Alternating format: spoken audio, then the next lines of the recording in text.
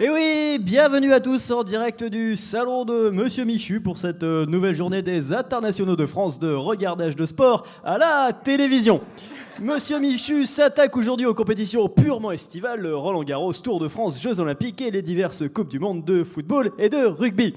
Alors, les plus spécialistes me diront que normalement, on n'organise pas de Coupe du Monde de football en même temps que les Jeux Olympiques, mais je rappellerai que normalement, on n'en organise pas non plus au Qatar. Monsieur Michu pénètre dans le salon, vêtu de son infatigable maillot collector France 98, 85% coton, 12% polyamide, 3% tache de Cronenbourg tiède, lavé avec amour par son épouse et dédicacé par Stéphane Guivarch en personne. Il s'installe dans son canapé, un modèle Cuir Center vachette retournée extérieur buple 3200 € payable en 4 fois sans frais avec TEG à 3,5%, confortablement assis sur un coussin faisceau ergonomique à mémoire de forme, aux couleurs de son sponsor, la pommade Préparation H.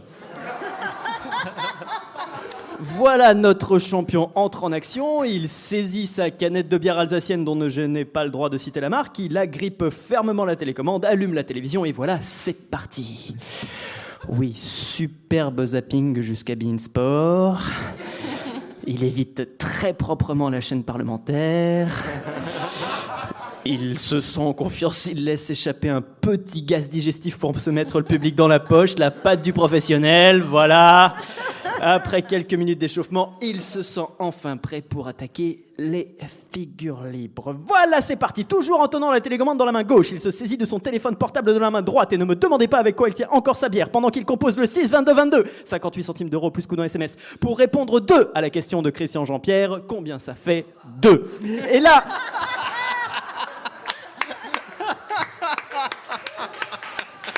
Et là, immédiatement, là, c'est splendide, en anticipation du tunnel publicitaire à venir, il appelle SOS Pizzaiolo, 51 rue du Faubourg Bonnefoy, ouvert de 17h à 22h sauf le dimanche, et se commande une maxi pizza, 4 viandes, supplément pepperoni pour 4 personnes, 17,95 € avec bouteille de soda offerte pour toute commande avant 21h. Et là, oui, dans la foulée, alors qu'il vient de comprendre une blague de Christian Jean-Pierre, il compose le numéro de SOS tueur à gage, 9 rue du Président Poutine, service discret, paiement sécurisé en roubles et promotion sur le polonium.